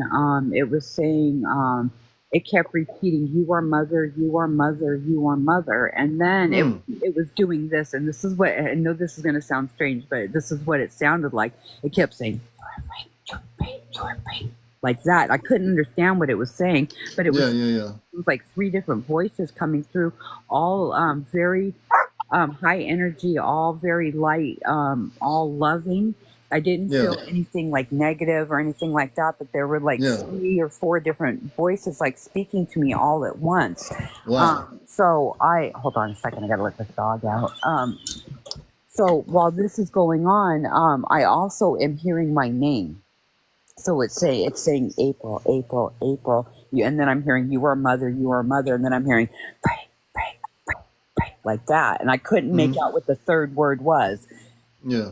So, okay, so here we go. While this is all going on, I know this was the strangest experience I've ever been through. While this is going on, the voices start spreading out, then they come back in, like you can feel and hear the voices spread out and then hone in together as one voice, right? Yeah. And it's honing together as one voice.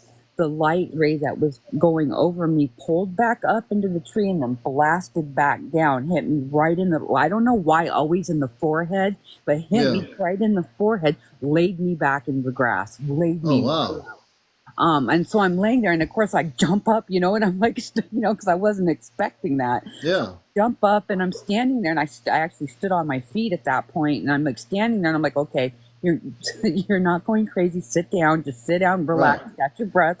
So I sit down, and when that blast came and hit me, it said, "You are Freya," like super loud, like it echoed.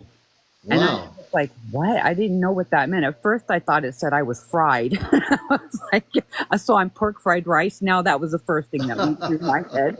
And you know me, but I was that was the first thing that went through my head. But then it, you know, made sense what it said, and I'm just like, what the heck is a Freya? And I didn't know what that was. I didn't know what it was, but I end up, the voices start talking to me and then start showing me images. Okay, I'm getting images of what our future is going to look like. I'm getting images of each and every one of us. The chosen 15 groups of 5 are all meant for something special. And now I also know why why all these different beings keep saying you are mother. I have my answer. I have my answer. What's the answer? That in my past life I was worshipped as Freya, and the demigods coming back. We are the demigods. We were space people that were worshipped as demigods. That way back in the ancient times, we were the space people because we've lived our lives here before. They told me gave me everything. So people on Earth, the common person back then, didn't look. They looked at us as something better instead of realizing that we're just here to help them. Right. So we were considered demigods. They didn't understand because we came in our true form. We weren't in these avatars that we're in now. We came in our true form, and because we came in our true form, they thought we were gods.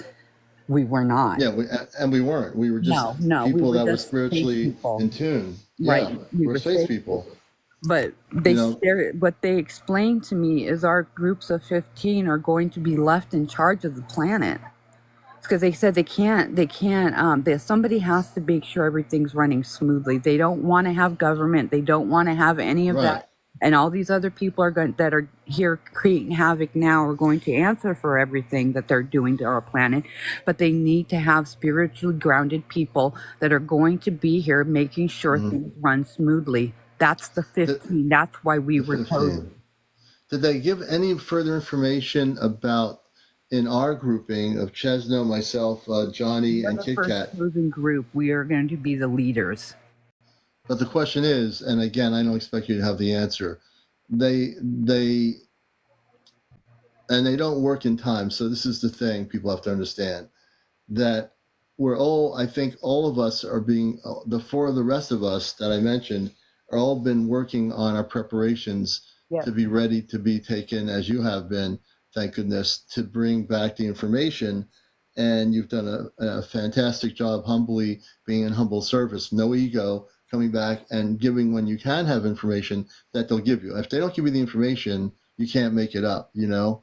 And so I keep getting, at some point, I keep feeling that I don't know when they're going to tell us or when they're going to tell you that, okay, Commander, you can't do your show tonight because you're going on the ship and we're coming at 8 o'clock your time. It doesn't work that way. I know. And I know that, so have they given you any revelations as to, and I know they're watching the show, if they can just give the next time you're on the ship, No, they're and not going to they won't. I know they won't. They're not going to do it. They're not going to tip off anybody when it happens. They're just coming to get us. We don't. There's not going to be any ifs, ands, or buts. We're leaving. Yeah, and you know what? I understand why they can't tip us off, because if they do that, that might cause a problem, because then our governments are going to know what's happening. Exactly. That's why they can't say it. They keep telling me that these plans were set in place thousands of years ago. This plan was set in place thousands of years ago. They knew what was coming. They knew what was coming, and they've been preparing for it this whole time, which is why all that storage, which is why they have all that medical stuff and the all the equipment that they have been storing underneath the Earth's surface, those caverns that they showed me with all the stuff in it, all that stuff has been stored for thousands of years. They have just been adding to it all this time, stuff that they know we're going to need for the new Earth. Amazing. So, and again, we all have the human consciousness. You do, I do, we all do. So that human part of me will ask those things, knowing the cosmic part of me says, it's okay. Okay, human consciousness, just relax. It's like, we know that within less than a year and a half, before the year and a half is up, that they will know, and they're just going to come, and they'll come just like with you when you first had the experience. They open a rift, they came, and you had no idea what was going to happen, right, originally? Right, and I still never know when they're coming. They just come. You never know. They just come. She doesn't. She never knows when they're coming. And so I know for me, as a talk show host here and connected with my parents on the ship, I will not know anything of when they're coming. They might just come. It could be January 2nd on Earth time. It could be March of next year. We do know that they'll make the contact before the year and a half is up, before major contact. That's when they'll contact us first. So we just have to be patient and realize that they just like April said, she has no idea when they're going to come, but they do come when they show up. They're there, and then they'll tell her, okay, April, it's time to go now and do some mission work, and it's just the way it is. And so from a non-human standpoint, my cosmic consciousness says, beautiful. My human consciousness will sometimes filter in and say, oh, come on now, April, tell me. Now, that's the human part of me, but I do understand on a wider scale, it's a beautiful thing. I knew you would be the first one I would tell, obviously, but again, I know you would. I wish that I knew, but they don't. They only give me stuff as they know I can handle it, or they know I need to know. Right. Just like the whole "you are mother" thing. How long has it been driving me nuts for over a year? I didn't know what it meant. Today they gave me my answer, or yesterday they gave me the answer, and they had so much information to show me and give to me, and it was like, wow, it was a lot. And I didn't leave off planet. I was on planet. I was grounded into Earth in this circle of trees, and just letting me know everything. And they tell me that these plans have been set into place for thousands of years. Oh I believe it. I didn't know that. They keep showing me stuff, and they have me hear testimonies of, our earth creatures and all these beings that have been, affected by all the stuff that the government has been doing, and all the sickness that's been put out there and all that stuff, Yeah. and they just want better for our planet. They want better for our Mother Earth. That's the big thing, is she is so sick right now, and she was part. When all this was going on, she was one of the voices that was coming across. She was one of the that was talking to me, and it was a pretty amazing experience. And wow. With all of this happening, they had talked about, our group, our specific group of 5. We were the first. We're the first. So I guess we're going to be like, the way it's going to go in the like layer of things is like, our group is going to, like, we are being left in charge, and then all the people that are in our rooms right now, all these people, these guys are the next down in the tier of, making sure that our planet is running smoothly. These are going to be our doctors, our teachers, our healers, all of that. And and it's like, and these people that are in our room right now were chosen. They were led to mine and your pages, our rooms, to hear this information, so they know what to prepare for. Yeah, someone's saying, Kerry says, who is they? I can answer that question. The they is our Ashtar Command. The Ashtar Command is, I've talked about before, so Kerry, thank you for the question. They are a space family.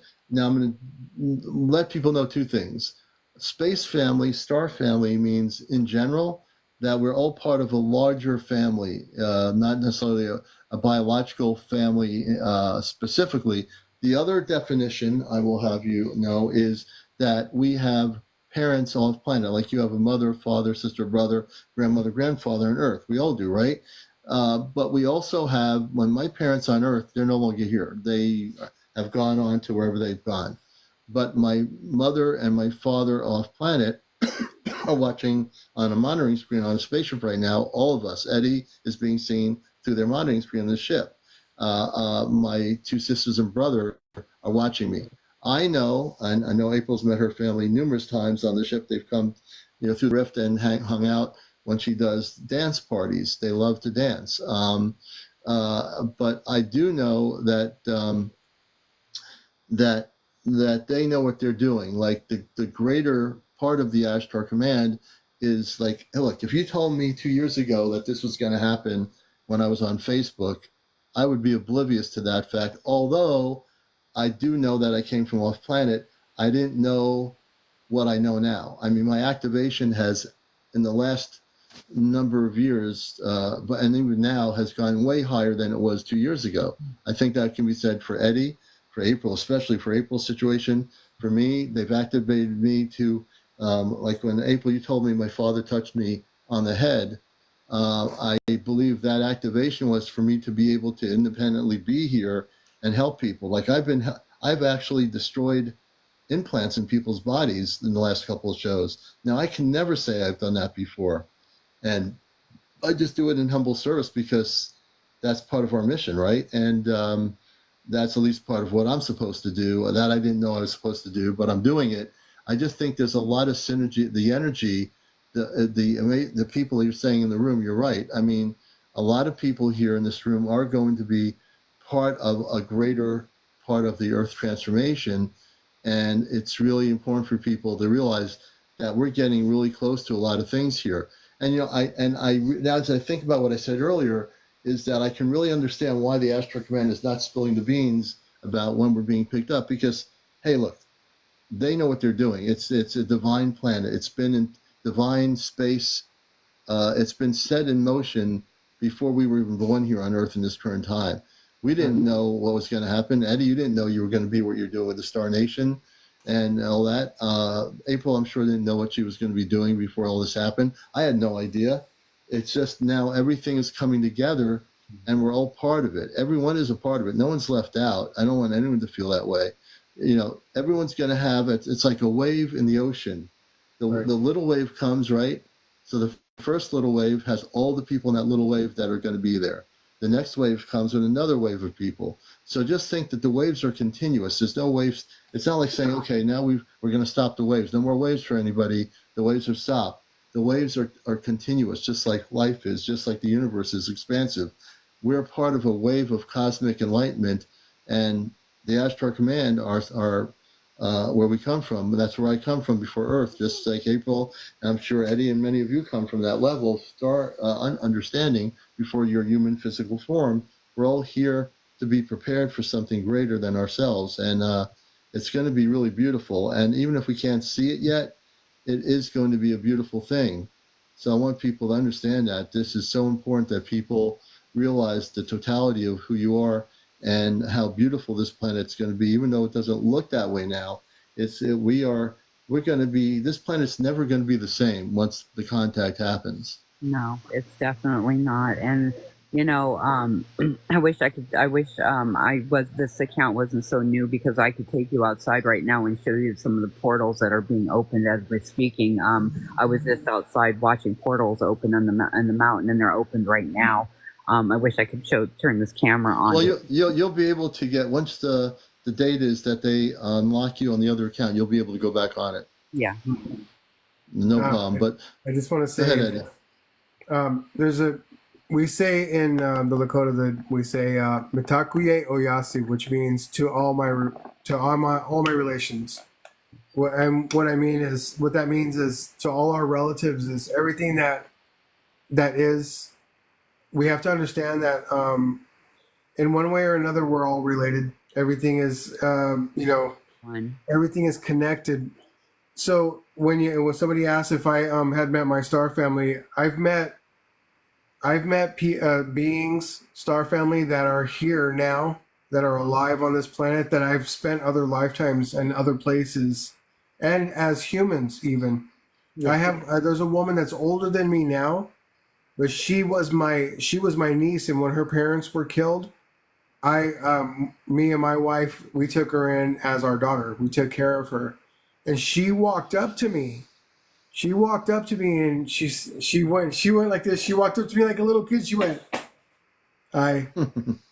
I mean, she hopped, and she looked at me. She goes, "Hi," and I looked at her and went,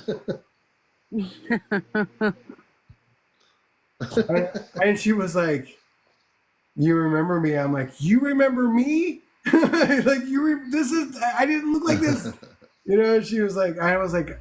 And then everything came flashing back, like all the memories when she was a little girl, and I was her uncle, and it was strange. Isn't that so strange when that happens? It's like when you get flooded with all these memories of like past lives and things like that, and then it blends into your present. It is so strange, and I love it when that happens. Her presence. She didn't look like the little girl. She's got a couple of years on me. She's probably about 10 years older than me. And I was like, I couldn't believe. I couldn't believe that I because I barely remember any of that life. I was getting fragments before that, but then she just it opened the floodgates, and then I was like, no way. And it was it's almost alarming, and it's almost because I didn't. It's not like I tell people that the stories of that past life. I don't tell a lot of people. And I just met her. I didn't know her. And all she said was hi. And I was like, oh. Wow. See? Yeah, it was an amazing moment. That's But I've met so many. I mean, I've met people that walked up to me and they're just like, hey. And I'm like, what? Who are you? I know you, but I never met you. How do I know you? Where did we meet? I don't understand what's going on. Yeah. But it's always beautiful. It's a little alarming to the human. Like, I can't say that it doesn't freak me out a little bit, but I'm so used to so many different experiences now that I kind of just I have to take a step back and just look at it. Go, oh yeah, okay, yeah, of course, yeah. You're allowing yourself to go with the flow of it instead of saying, "I don't understand you. What are you doing? I don't understand why you're looking at me." There are You're going some with people the here that recognize me, that recognize Commander. That you guys recognize us. You're looking at you. You as soon as I came on screen, and if this is the first time that you've seen me on this show, you're going, I've seen that guy somewhere. I've seen him. Or something about him is familiar. I have people walk up to me all the time. They're like, how you been? And I'm like, have you uh, been? good. Don't you remember me from when we were on planet Zygor before you became human? Now, can you imagine somebody coming up to you or April and saying, "April, do you remember me? I'm from planet Zygor, but I live over in Oregon and with my parents, and they're 80 years old. Do you remember me?" And you say, "What? I don't know who you are." "Oh, the planet Zygor. Oh yeah, I just had a flashback for a moment. It's been a long time. Wasn't your name Cerebrius from Zygor?" I'm being hypothetical, but you know what I mean. So it's the whole idea that we can have those epiphany moments when We can't someone comes even up to you, me, or fathom. April, and say, "Oh, I remember you." We can't fathom that we've been traveling the cosmos for millennia. We cannot fathom that. Hmm. Hmm. The gods that we talk about. We can't fathom that we've played those roles. We can't fathom. Yeah, yeah.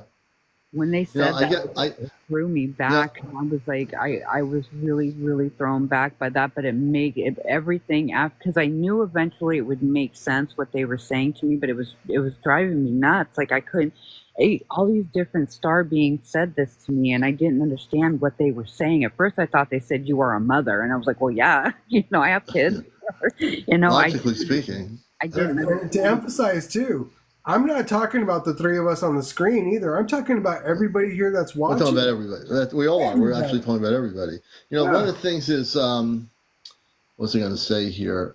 People will come on here, and it's the funniest thing. I don't know why they think this, but I've had it happen more than once to say, "Oh, you look like Adam the actor Adam Sandler." A little They'll bit. say, "Oh, you look like the guy Adam Sandler is his name," and I'm like, "Are you kidding me? What do you mean I look like him? Are you his?" And people say, "Oh, are you his brother?" And I'm like, "I didn't know he had a brother." You Yes, know, brother. brother. Okay, so I could be a double for him if he couldn't make it. He got sick or something, and he was in a movie. He says, "Oh, Commander, I heard about your show, but we need you to do a movie because Adam Sandler is not feeling good. He's lost in Paris somewhere, having some caviar or something. We'll teach you how to read the line script, and you can be Adam Sandler. Can you do an impression of Adam Sandler?" I said, "I can probably act like him if you want me to. You're the director of the movie. I'll do whatever you want me to do."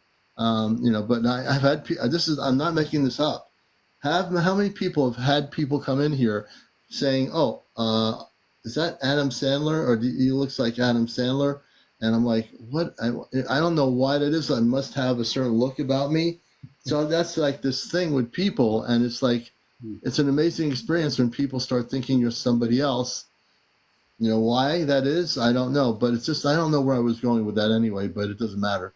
It's just the whole idea that people recognize you in our discussion as being who you are or being somebody else, that they recognize you as being somebody else. It's kind of interesting that way, right? Well, the word familiar has the word family in it. Yeah. You know, so familiar feeling it brings us closer to the understanding of what family is. Yeah. We're Star Family. Like I said, we've crossed paths. All of us here have crossed paths at one time or another when we're talking about billions and trillions of years of floating around, doing whatever we've had, all the fun that we've had in the galactic for a very long time. You Yeah. know, we just don't remember. Well, speaking of that, we're getting up to near 1:30, and I'm going to be going to sleep because if I don't, I need to really do that for myself. So I'm going to leave it up to April and yourself for the final words of the night, and we'll be on Friday night. I'm losing track of what day it is, and then Saturday night we'll be live on the beach in Long Island Sound for our Ashtar Command gathering. So that's going to be broadcast here live for everybody. Any final words, April, that that you'd like to share with us, or any other things that they might have mentioned from the ship that we need to know publicly? To have a good night and have a good rest. Yeah. Yeah, definitely. You too. Hey, Eddie, thank you for being here, brother. Mm-hmm. And I will definitely, if you message me, I'll give you a call and we'll figure that other stuff out. And it's just a crazy week, but we'll figure it all out. Yeah, no worries. Yeah, you guys have a great night, and just know, even though you don't remember me from this life or any other, I love everyone. I love all of you, no matter what. You know, it's all love. Everything is love. Yeah, absolutely. And what a good way to end that with is it's all love, right? And let's just keep loving each other. Let's just keep being light to each other. Let's keep helping each other, because that's our mission while we're here, to help the unawakened souls. And there are billions of them, folks. At least you folks out here are awake. There might be your neighbors that are not knowing what's going to happen. So, gingerly or in a very beautiful way, slowly try to, if they ask you a question, try to help them, and do it with love, and take them on, and only go as far as they can go. And then once they're willing to listen more, keep going further and further until the wave gets bigger and bigger. So it all takes time. And but it's going to be a beautiful thing in a year and a half to know, that we're not making this up, that there is going to be, it's not just us, there's definitely validations in 2022 that I had before I came on TikTok that there was going to be contact on planet Earth. So I've known about this for a while before I even got here, but we are going to have contact. I know it seems like, when are we going to have it? People will say to me, well, how come it's not happening now? Because everything happens in divine time. Now, divine time is basically no time. There's like no time in space, so it kind of like is an Earth-based word, time. So let's just say it's a divine level of understanding that it will happen. But in the next year and a half, many of you here will be way further in your consciousness than you are now even. You won't even know who you were from a year ago. You're going to be so elevated, you're going to be totally prepared for contact. I believe everybody will be. All right. I want to thank you all for being here. April, Eddie, everybody in the audience, I love you all. Everybody have a good morning. I'm going to get some sleep. Good night, everybody. It's nice to see you, Eddie. It's good to see you as well. You guys have a good night. Okay, everybody. Take care. Be well. I'm going to do this thing here. Take care, Eddie.